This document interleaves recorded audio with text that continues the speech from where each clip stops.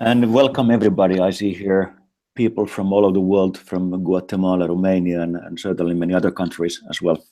Happy to have you here.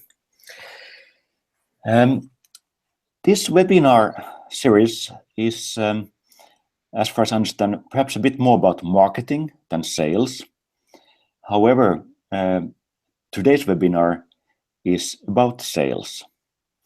That said, in today's world, sales and marketing are very interlinked. They have always been, but today even more than ever before.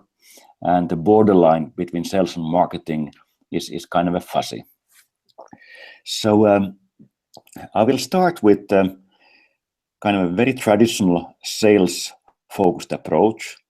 But then while we continue on this, I will also explain how this actually is applicable to marketing and e-commerce and so on as well. And the topic today is activity-based selling. What is it? But before we go there, I need to tell a bit more about Pipedrive. Not in order to market ourselves, that's not the point today, but in order to understand why we are doing what we are doing, I need to give a bit of background how we got where we are today. So Pipedrive is a customer relationship management software, but our focus is on sales pipeline management. That means that we also focused on sales processes where it's not a simple, straightforward, in a second transaction, I bought it, that's it. We are more focused on businesses where a sale requires negotiations, proposals, all that stuff. So there's some sort of a chain of events that leads or doesn't lead to a sale. We are obviously cloud-based. Our focus is small and medium-sized businesses. Startups of all kind are a very big part of our customer base. And above all, we want to make CRM easy. But now the main point that leads us to the topic today, activity-based sales, is our history. Yes, formally we are founded 2010 in Tallinn, Estonia, also known as the home of Skype, which I guess pretty many of you are using. But before 2010, our founders were in sales training and sales consulting business. And how they got there? They got there because during their college years in the 1990s, they found a very interesting summer job in the United States. They were selling books door to door. The most, basic kind of a sales work you can imagine. This company that they were working for was more than 100 years old. They had started by selling Bibles, I said more than 100 years ago, and today sell all kinds of educational books and encyclopedias and so on. And one might ask, does anybody need that kind of stuff anymore, given that there's internet and there's Google and there's everything? That's a good question, but whatever. Their job was to go from door to door in these small towns in southern United States, knocking on the door and selling books, day by day, hour by hour, week by week, month by month, during all summer. And once they then finished their university and business school, they obviously, with their training in the US, they became kind of a sales gurus in what at the time used to be post-Soviet Estonia, where obviously in the Soviet Union, sales was not exactly the big thing, and became really successful market leaders and kind of a gurus. And very often they were asked, what is the best CRM? What should we use? And they didn't have an answer because there was nothing in the market that kind of matched their expectation or how they understood what sales work is and what makes sales work successful. So at the end of the day, they decided to make one themselves. And that's how Pipedrive got born. Today, we are more than 200 employees in Tallinn. Our headquarters actually are in New York City.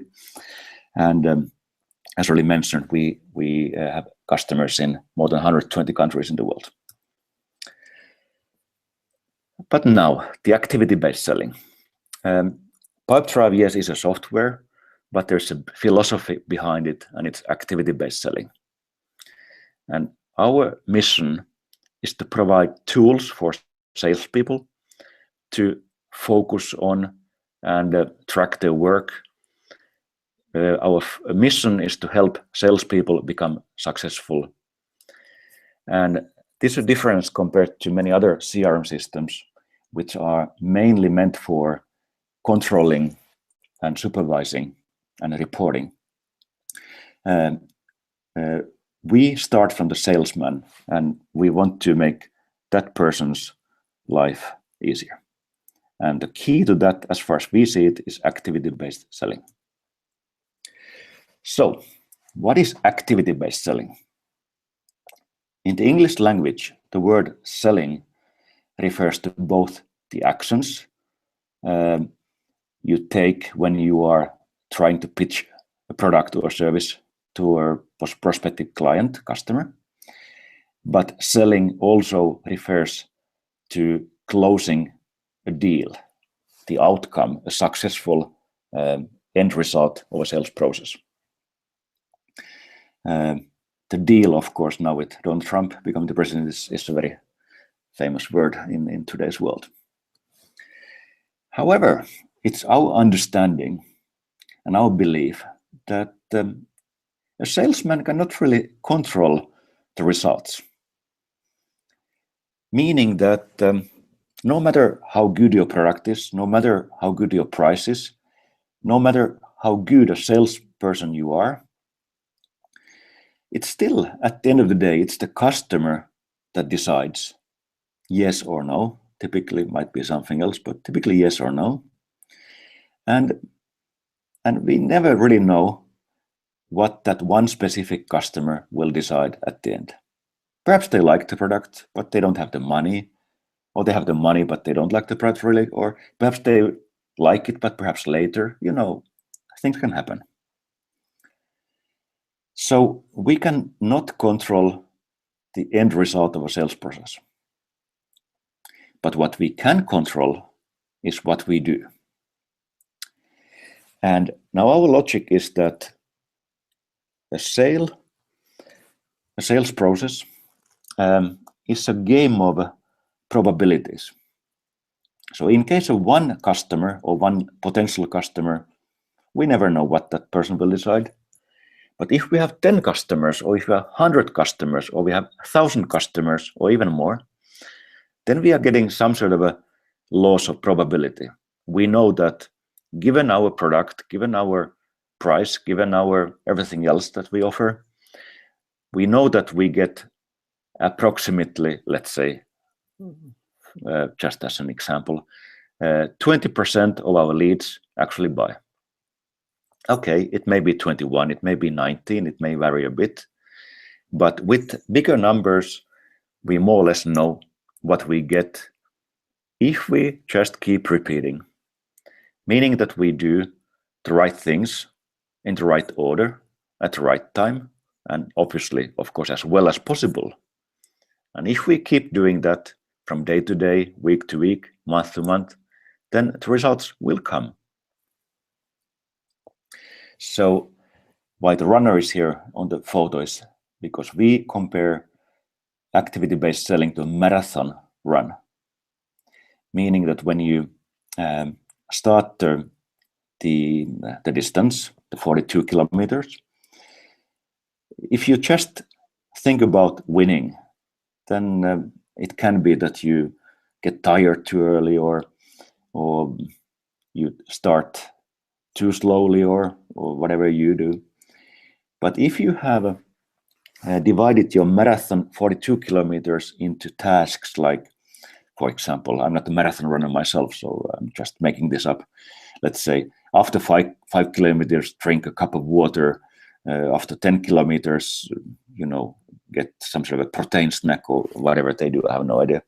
So if you focus on those things, and obviously if you have done your pre-work, you have trained hard, then at the end of the run, you actually might win it. But if you only focus on the finishing line from the very beginning and neglect the tiny details that take you there, then you might end up perhaps finishing halfway because you are too tired, or it might happen. So why activity-based selling? As I mentioned, we also care about the salesperson. It's not easy to be a salesperson. Your salary is often based on your results, a big part of it. You are facing these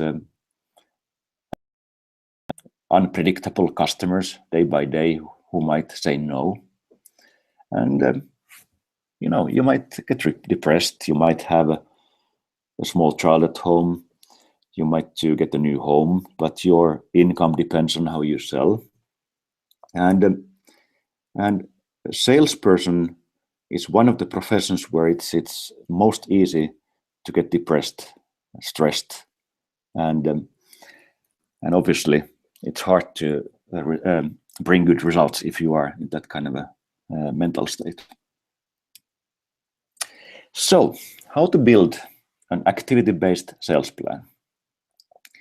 We have divided into 8 stages, which, if followed carefully, will develop you as a human person from monkey to a walking human, as the picture shows.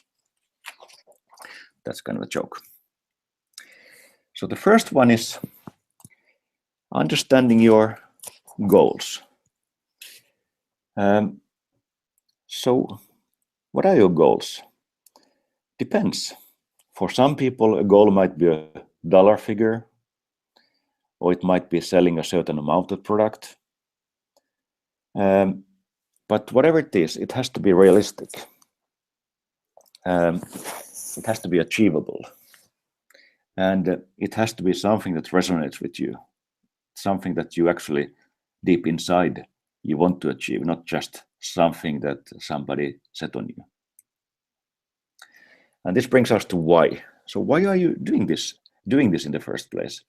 Why are you in the work that you are?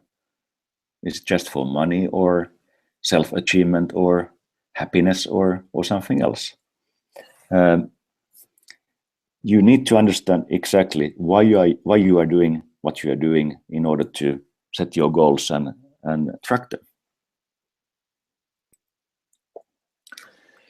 Now, your days, whatever you're doing in sales and marketing, of course they consist of successes and failures and everything in between.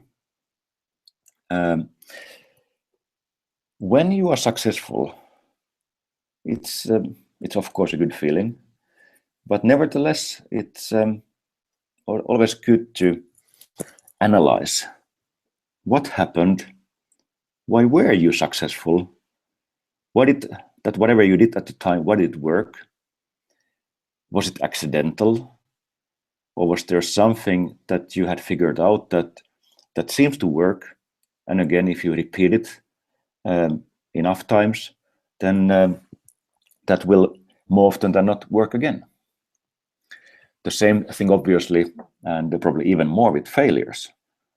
So if something went wrong, why did it go wrong? Was there something that could have been done better? In case of sales and marketing, obviously, you don't just have to figure this out yourself. You can always do exit interviews with your customers that never became customers. Why did they not buy you? Why did they buy something else or not buy anything? Also in e-commerce and marketing, of course, there are ways to analyze the customers and markets. Why did they do something, or why they did not do something?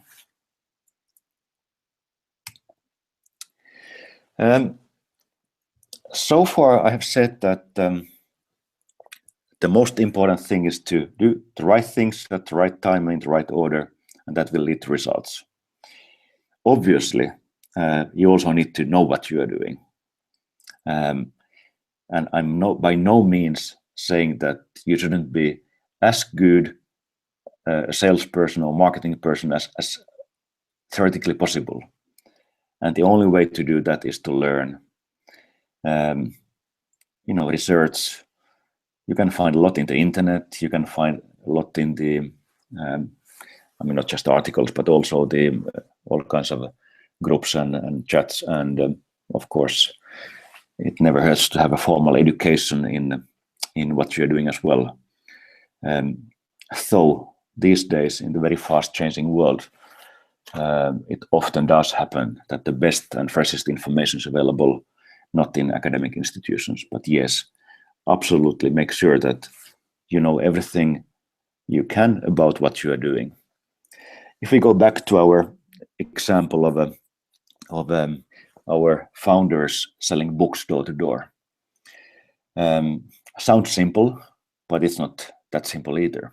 For example, I was never there myself, but I have just heard these stories.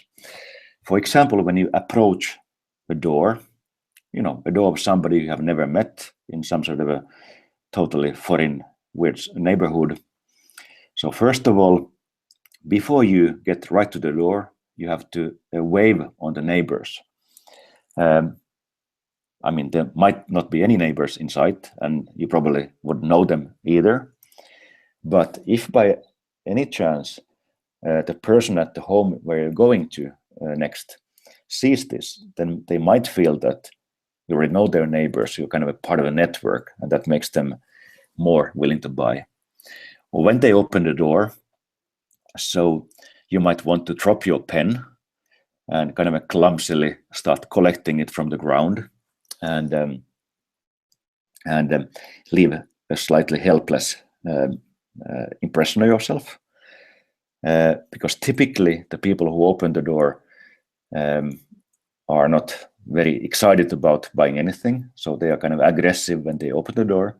But when you give a helpless impression, then that often helps to take down their aggressiveness and takes you to a more positive start. So just examples. As said, the bottom line is that no matter what system you have, you still have to be good at what you are doing.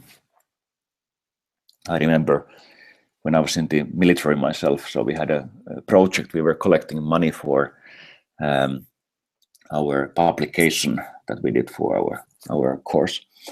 And we had one guy who never sold any advertisements for that book. So what he did, he called to big companies and got their, the phone call center, secretary, whatever, and started by saying that, well, we are collecting money for this advertisement. I guess you are not buying anything, aren't you? And the answer, of course, always was, well, I guess we are not. Okay, thank you, bye. As said, you need to know what you are doing.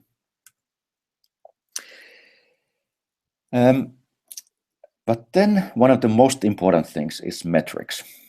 As my boss at my previous, a long time ago when I finished business school, I went to work, what my boss used to say, excuse my language, get the fucking numbers. Of course, numbers can also lie, but it's much more difficult to lie with numbers than with words. Words and feelings, it looks that it's going well, but get the numbers. And when we talk about a sales process that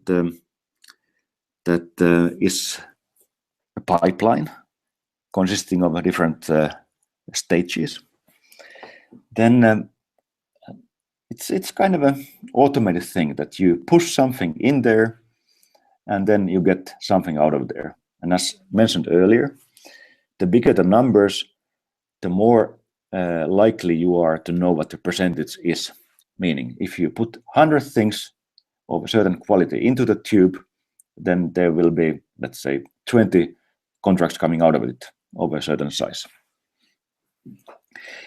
But in order to get the expected number out of the tube from the other end, from the narrow end, or of course even better if you get more than the expected number, then you have to understand the metrics. So if you put into the funnel X prospects, and assuming that they are of a reasonable quality, then how many % of those actually become a deal? How big deals? And how quickly will this happen? So once you know these metrics, you can calculate starting from the end to the beginning, and you can, based on that, you will basically know that if today I don't have this many deals in the first stage of the funnel, then I will not meet my targets in X months from now. And in that case, you need to focus on getting more deals into the funnel. The metrics typically are monthly for reporting purposes. That, I guess, is the most typical approach. But a month is a long time, and when a month is gone, it's gone. So in sales, it's absolutely necessary to break down that monthly metric to weekly and even daily metrics. Because if you wait for another month and plus whatever time it takes to get the reports, then I've already lost so much time if there's something that you need to adjust in what you are doing.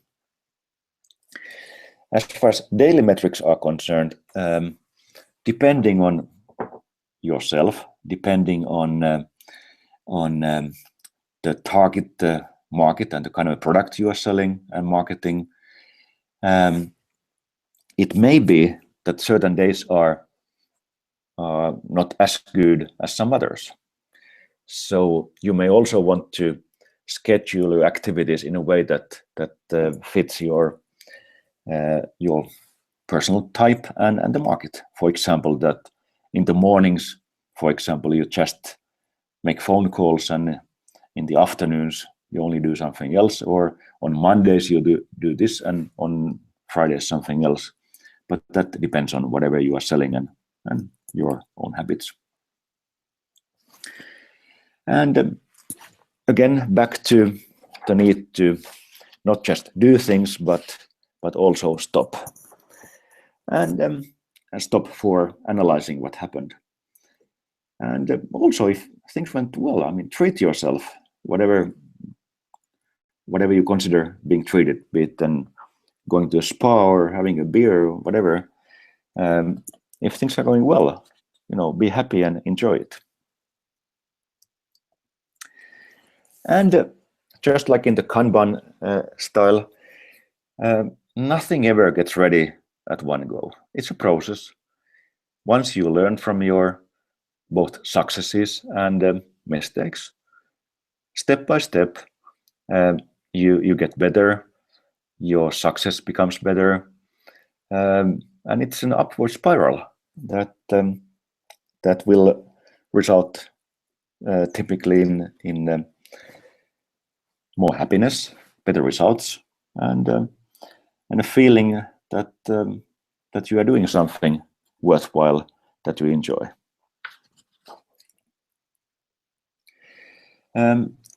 So for one slide back to Pipedrive, this is how it looks like. So our whole interface, the main one, there are obviously other ones as well, is based on these stages. And they can be configured to meet whatever business you are in.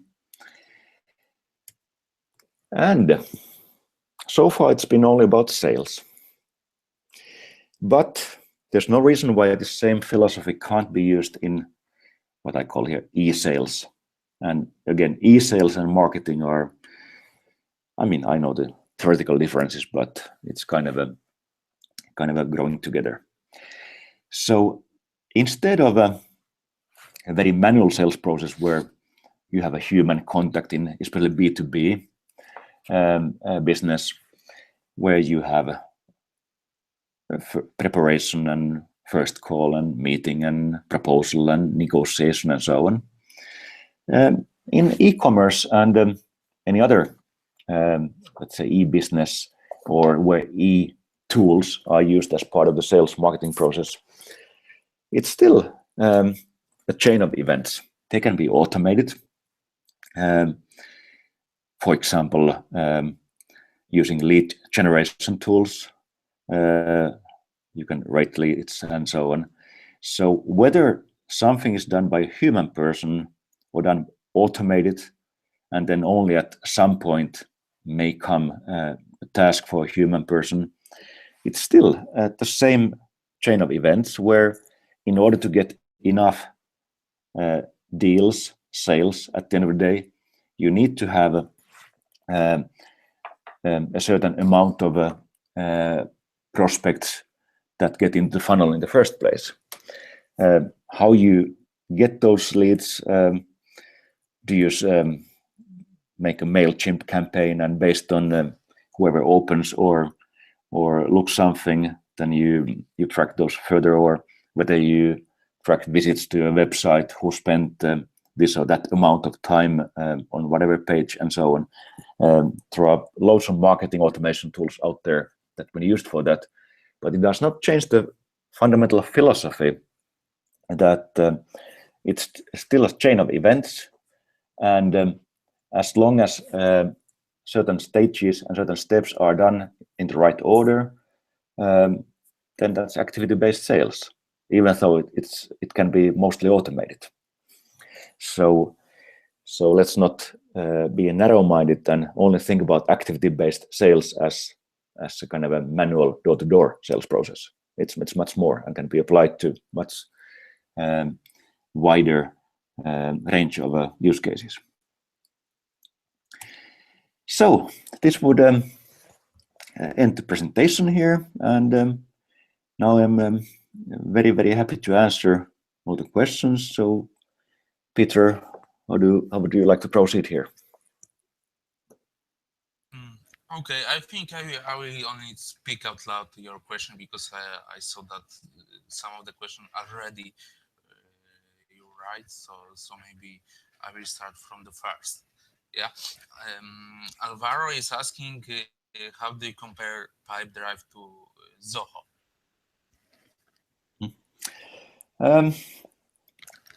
Well, first of all, Zoho is certainly a good product. I have no complaints about it. Obviously, we are competing, but it's a great product. The main difference is that we are very much focused on sales pipeline management CRM, and in that specific segment, we want to be, for the SMB, small and medium-sized business, the best in the world, and I guess we pretty much are the best in the world for that segment. Zoho has a much wider range of different features and services and so on. So basically, we have decided to very much focus on what we are doing, and they rather have a wider range of features. Okay, so maybe we'll go that even deeper later, because probably some of you guys have more questions about this comparison. Alvaro, excellent question. Let me speak it out loud. Is the activity-based selling effective for selling services besides selling goods?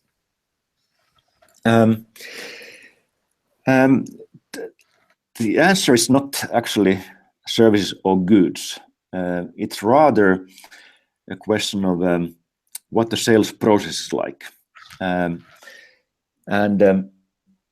for services, it's most often very much applicable. As far as goods are concerned, let's say products, physical goods are concerned, activity-based selling is more suitable for goods of a higher value, where it's worthwhile to invest more time into the process. However, the point that we just discussed at the end of the presentation, marketing automation and so on, has actually made activity-based selling also technically and financially feasible for selling lower value goods. So the answer is that it can be used for both services and goods. Okay. So maybe we'll go with next question. Alvaro is asking, is that activity-based selling can be based on email campaigns?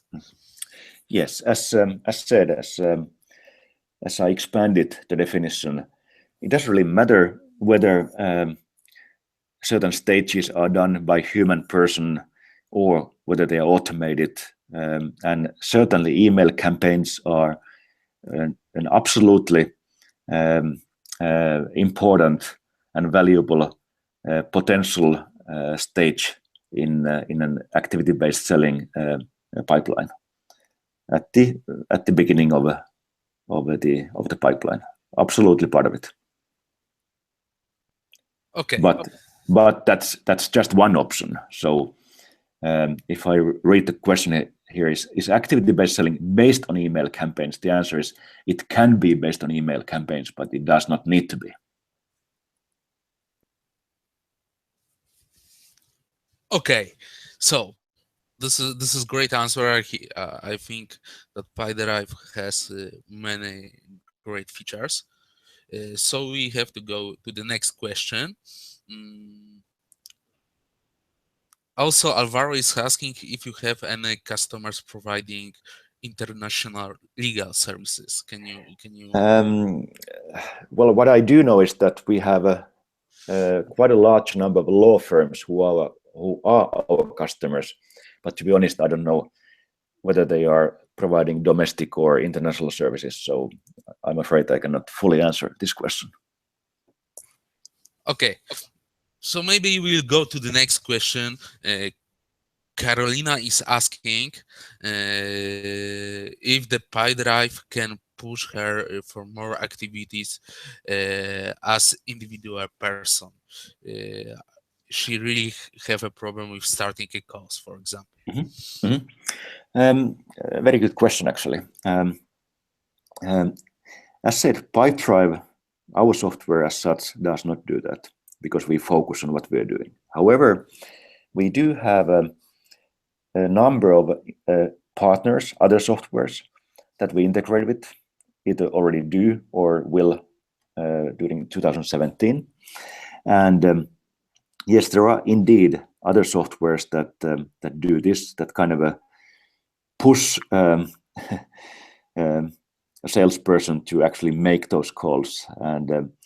And yes, it can be integrated with Pipedrive, but we don't ourselves provide that kind of feature.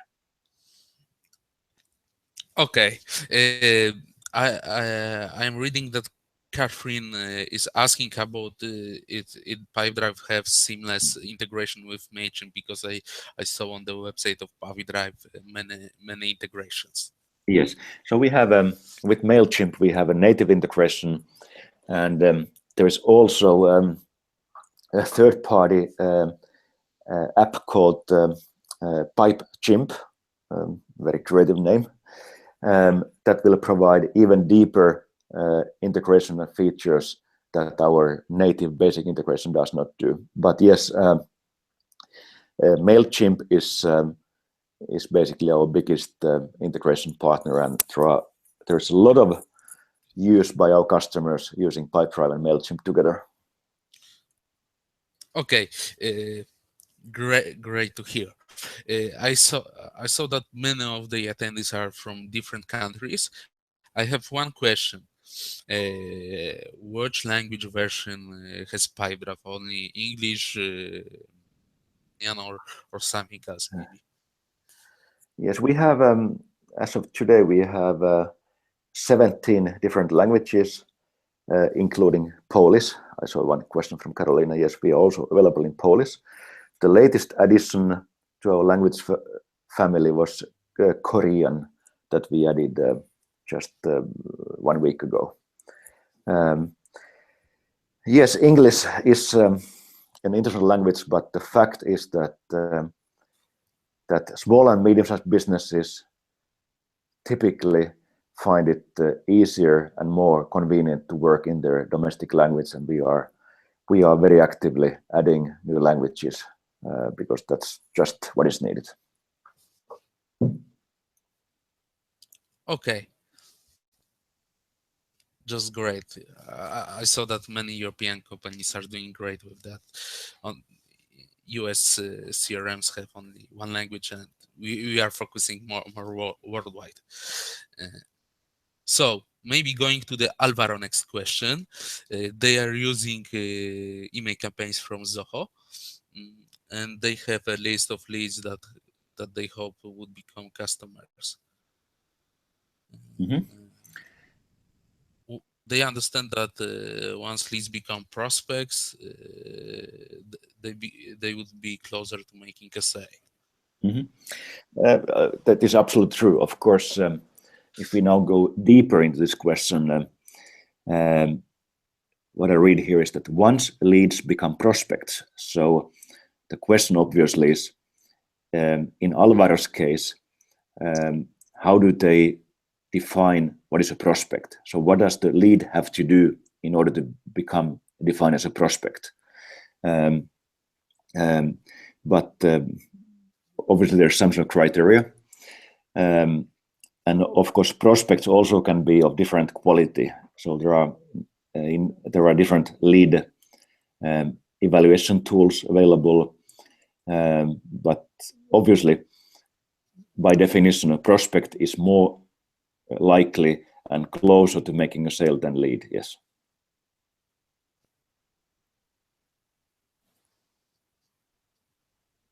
Okay, I think Alvaro get an answer for that. So guys, I don't see any more questions. If you have to ask to Arjo, please do it now.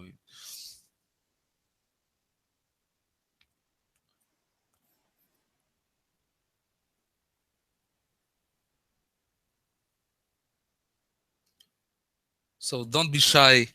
Arjo is here for you. Maybe you have something for your pipeline. Yeah, you are working in many businesses, so I think Arjo has 30 years of experience, so he would love to share with you your knowledge about your problems.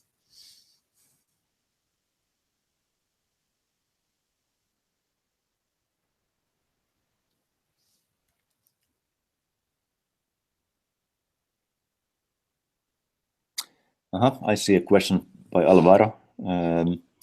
How to convert the lead into a customer? Yes, that's a $1,000 question, obviously.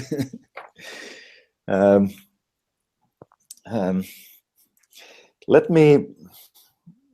This might not be the answer, Alvaro, you're looking for, but anyway, let me tell it anyway.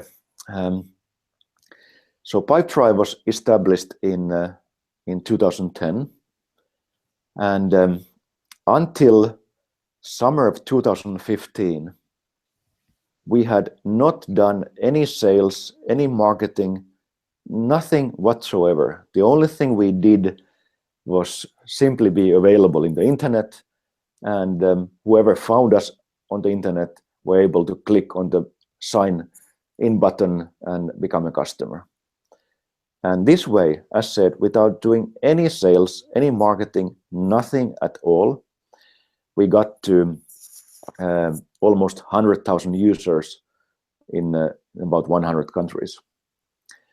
So what this shows is that if you have a good product at the right price, at the right time, then it leads prospects. Well, leads become prospects and prospects become customers. But I have been, during my life, I have been also selling all kinds of other things. and some of them have not been even close to that successful. So the whole thing starts from having the right product at the right price at the right time, not too early, not too late, and in the right place. And if you don't have that, then there is eventually very little else you can do by using any methods or techniques or anything else.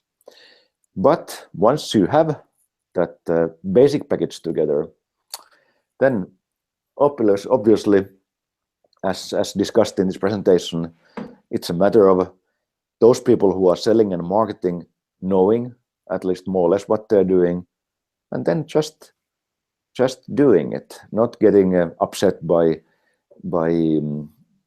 temporary no answers and failures. Just keep going and just keep doing. And if your product and price are good, then eventually that should work.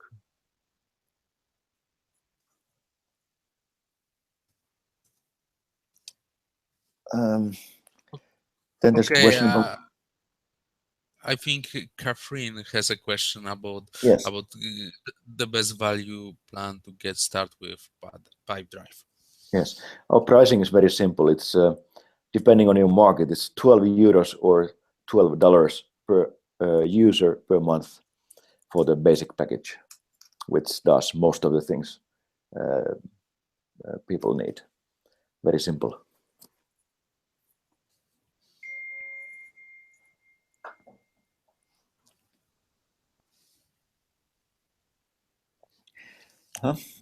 Then there's Alexander. Okay, yes. He's asking about some tips and tricks for selling a software. Yeah. As said, we got to more than almost 100,000 users without any selling, without any marketing, and so on. So the best tip available is that make sure that you have a good product that somebody actually needs. The stress on the word or the phrase that somebody actually needs. Yes. Well, tricks. I don't think there are any tricks. By tricks, one might perhaps understand all kinds of search engine optimization tricks that were perhaps feasible a couple of years ago. They are not. You cannot really trick Google, or at least not for a long time. You might end up on a blacklist if you try to trick them. But in terms of marketing, it's clearly a question of dividing your resources between paid advertising and content production, SEO management, as well as in our case, given that we operate, as said, in more than 120 countries, it's also a question of localization, finding the balance between global and local messaging. Of course, if you make everything local in every country in the world, that would work best, but that's hardly financially feasible. So you need to have a balance between being both local and global. But there are no tricks. It's just a lot of hard work and of course investments in marketing, finding the balance, measuring what works, what doesn't work. This is actually very important. Measure. So you don't just throw money and your time and efforts around without being sure that you understand what happened, so that the next time you do something, you know whether you have to adjust something, and if so, in which way. Nothing ever works right the first time. It's a game of trial and error, and the more you try, the more you learn, the better you become.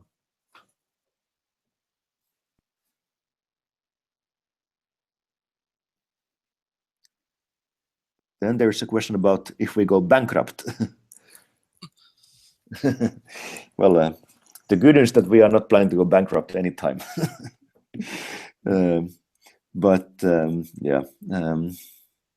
Yes. So in the highly hypothetical situation that something happened to Pipedrive, which I said will not happen. Obviously, all the data can be exported at any time. It can be migrated to any other system. The same goes in the other direction. So if somebody is using whatever other CRM today, all that data can be easily imported to Pipedrive. And yes, believe me, we will be around.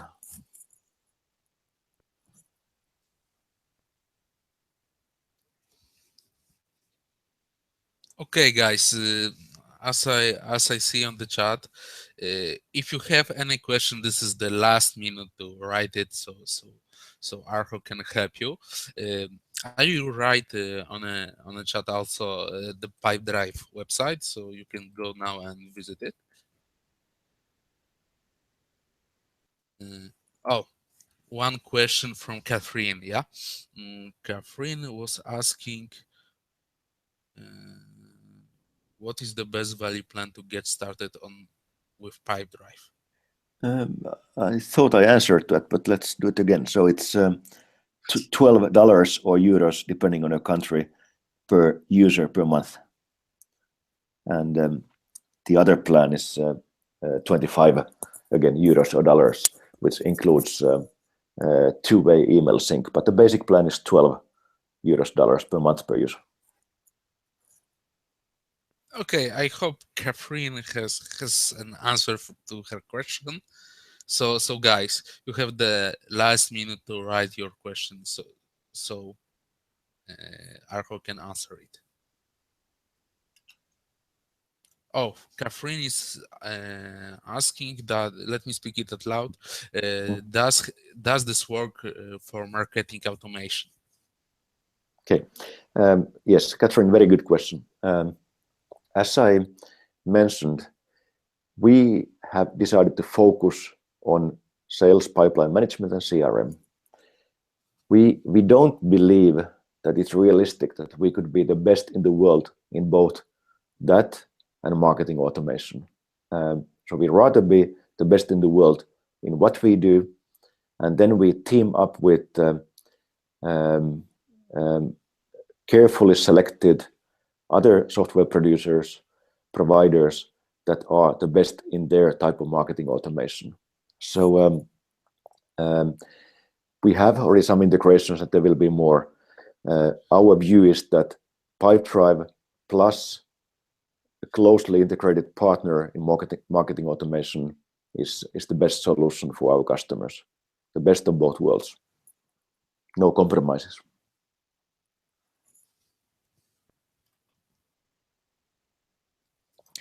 Then Catherine asked further, what do you suggest for marketing automation integration? For obviously a number of providers in the world.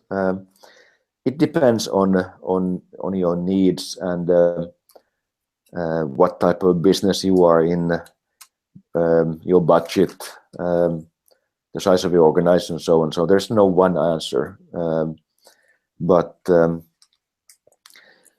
And also marketing automation as such is a widely used term that includes a bit this and that inside it. So email marketing, like let's say MailChimp or Aweber, or marketing automation, lead generation like Lead Feeder, or marketing automation. Then we have the Marketos and so on that provide the whole package.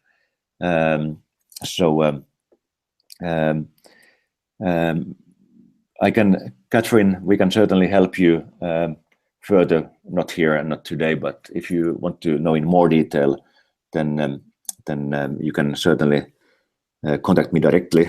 You see the email address there on the screen right now. So we will find somebody to address your specific needs and help you.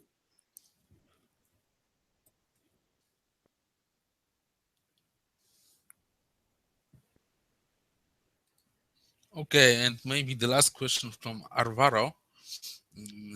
Alvaro is asking how could they integrate Zoho campaigns with Pipedrive? Is that possible? Yes, and there the answer is the same as as to Catherine that we are happy to address that question with Alvaro. It's a bit more technical, so there's no point in getting into that. But Alvaro, please send an email to me, and we are happy to help you with that. Okay, I think there is no more questions here. So I'd like to thank you all for joining us today. Thank you, Arjo, for the presentation. I am thinking that for me personally is very useful. I really try something from that in my company, and I want to thank you all for coming. As I was see, it was nearly 200 person on the chat, on the webinar and on the live transmission on YouTube. Remember that tomorrow we have the next webinar from this series, precisely at the same time. And once again, Arjo, thanks for the great presentation. Thank you for this opportunity. It was a pleasure, and good evening or good morning or good day wherever you happen to be, all the 200 people. Please enjoy the rest